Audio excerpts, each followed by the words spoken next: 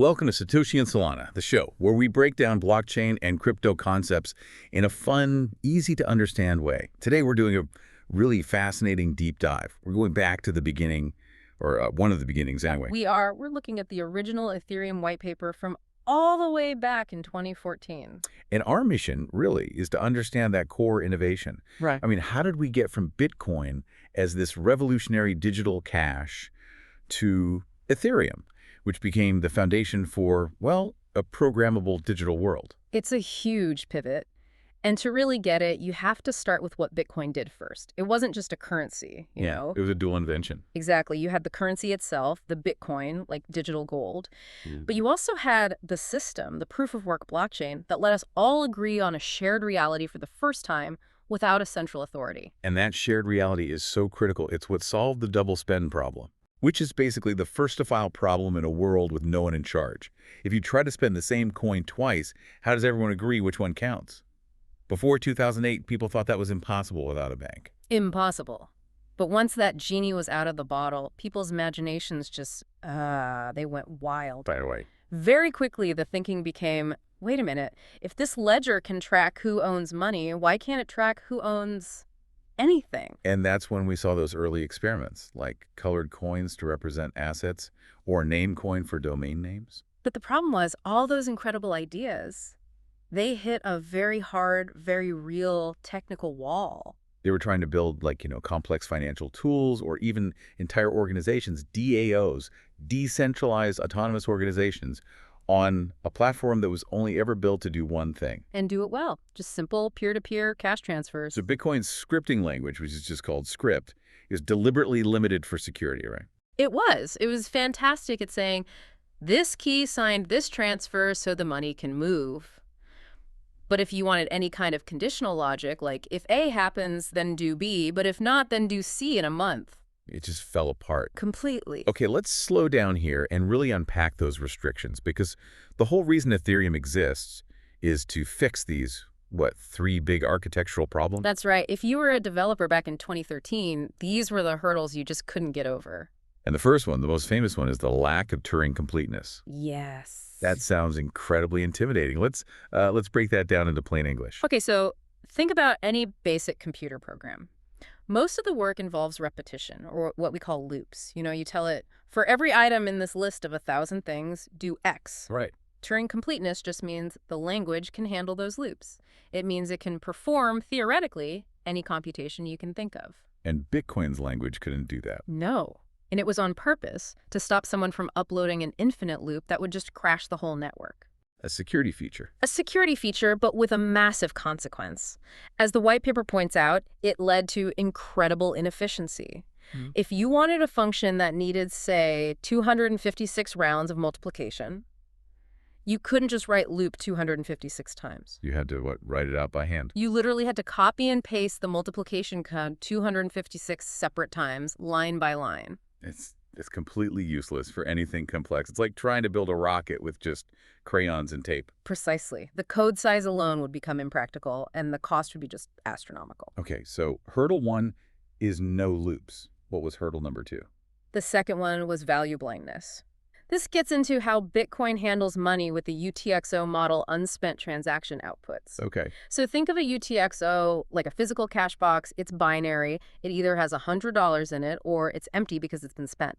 The script attached to that box could only check if it was spent. Not how much was inside or how much to release. Exactly. It was all or nothing. The script was totally blind to the actual value involved. So a complex financial contract, like a hedging agreement, where I need to send party A exactly $1,000 worth of Bitcoin based on today's price. I couldn't do that. Impossible.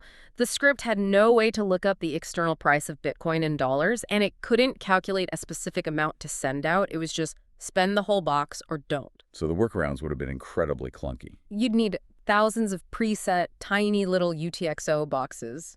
It was just an inefficient mess. It completely crippled any hope of building automated financial products. And that brings us to the third hurdle, which feels like the real deal breaker for building organizations: the lack of internal state. Yes, this is the big one for anything long-term. Bitcoin's UTXO is stateless. Once you spend that box, it's gone. The transaction consumes it, and any history it represented is poof, vanished. So contracts couldn't have a memory. They had no memory. And think about a DAO or any contract that lasts for more than an instant, like a 3-month options agreement. It needs to remember things. Of course. It needs to know who the members are, how many votes have been cast, what the current balance is. What stage of the agreement are we even in? Bitcoin couldn't hold on to that persistent information. So long-running multi-stage contracts were just fundamentally impossible. So the Ethereum whitepaper comes along and basically says, okay, we're not just going to patch these problems, we're going to build a totally new foundation. A generalized platform for any arbitrary computation. The vision was to create a programmable blockchain, a world computer. That is the monumental shift, isn't it? Ethereum was designed from the ground up to be, and this is a quote, a blockchain with a built-in, fully-fledged, Turing-complete programming language. And by bringing back those loops and that complex logic, the network can, in theory, encode any computation you can dream up. It lets developers stop thinking just about money and start thinking about creating arbitrary rules for ownership, for transactions, and most importantly, for how the memory changes over time. And that gives us the modern smart contract. Which people often describe as these cryptographic boxes that hold value, right? They do, but they're so much more powerful than Bitcoin scripts. Because Ethereum's contracts are state-aware. They have memory, they're value-aware, they know the balances, and they're even blockchain-aware. They can react to things happening on the network itself. Okay, so let's pull back the curtain on the engine room. How do they actually engineer this? Instead of Bitcoin's UTXO model, Ethereum is built around accounts. Correct. The entire state of Ethereum, if you could take a snapshot of it, is just a massive list of accounts in their data. Every account has an address and then 4 key things. It's ether balance. Its contract code, if it has any, and its long-term storage. And you mentioned there are 2 types of accounts. The first are the ones we all know, externally owned accounts or EOAs. Yep, that's your standard wallet. You control it with your private key. Simple. But the second type is where the magic happens. The contract accounts. That's the critical piece. These accounts aren't controlled by a person with a key. They're controlled entirely by their own code. And crucially, that code activates every single time the account gets a message or a transaction. So contracts can talk to other contracts. Yes. That's what allows for these complex, layered, decentralized applications. It's a network of programs calling each other.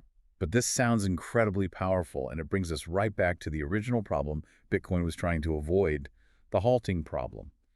If your code is Turing complete, what stops a bad actor from uploading a contract with an infinite loop and just grinding the whole network to a halt? And this is, I think, the most elegant part of the whole design. The solution is economic, and it's called ether and gas. Okay.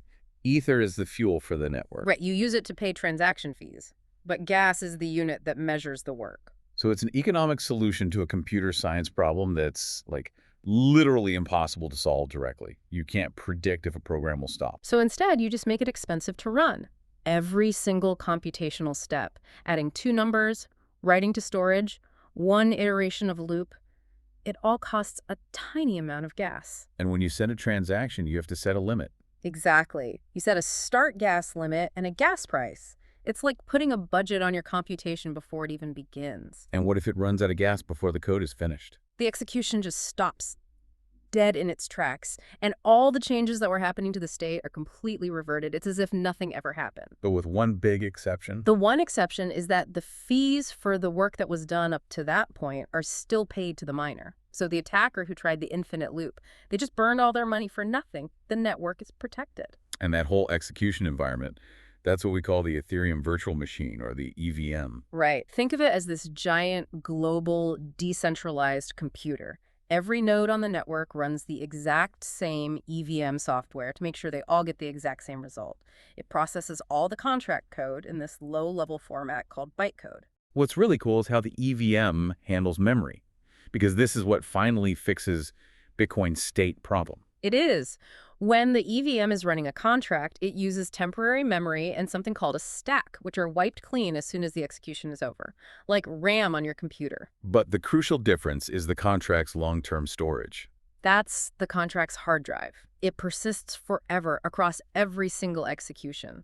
That's where it keeps its state, the list of members, the total value it's holding, what step it's on in a process. And that persistent storage is what enables everything else.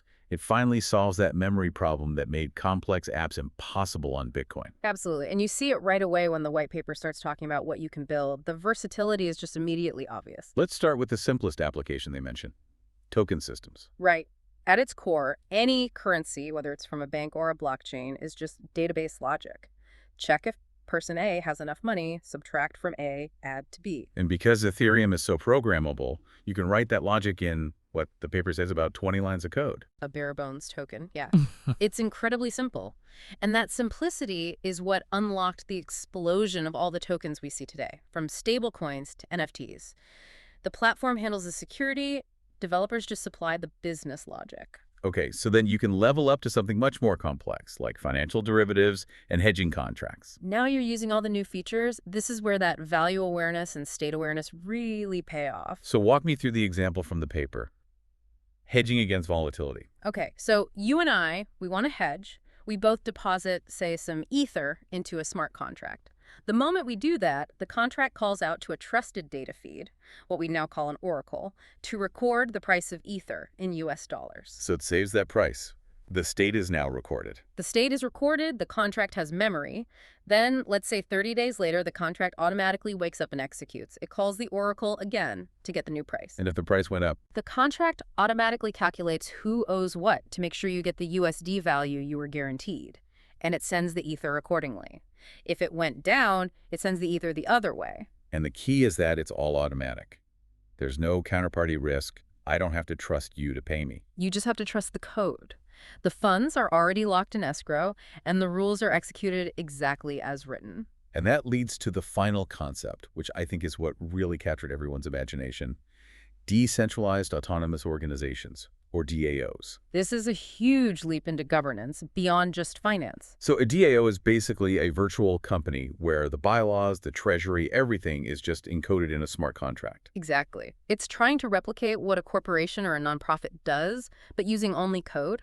No lawyers, no central CEO making all the decisions. The rules are in the contract. The governance mechanism is built right in. Maybe it requires a 67% majority vote to spend funds. The contract tracks the votes, counts them, and if the threshold is met, it executes the payment. It's all self-enforcing. The paper mentions so many other uses, too. Multi-signature wallets, decentralized file storage, prediction markets. All of them rely on that ability to maintain state and run any kind of logic. So when you step back and look at the whole white paper, the big picture is so clear. The real power of Ethereum wasn't just that it could support a few cool apps. It was that it provided this open-ended foundational layer, a new economic primitive for building, well, anything. Any arbitrary state transition function you can imagine. It took the blockchain from being just a ledger for money, and it turned it into an economic layer for decentralized computing, for storage, for governance. The shift from a simple ledger to a world computer, and that fundamentally changes what's possible without having to rely on centralized trust. The paper even says the platform is designed to be a foundation for protocols yet to be imagined. Which really leads to the final provocative thought for today. If you can program the rules of engagement for any organization or any financial instrument or any data system with just decentralized code, what's the next layer of centralized trust that this technology makes obsolete? The possibilities are endless. Thanks for listening to Satoshi and Solana, your guide to making sense of crypto, one episode at a time. Subscribe for more insights and stories from the world of blockchain.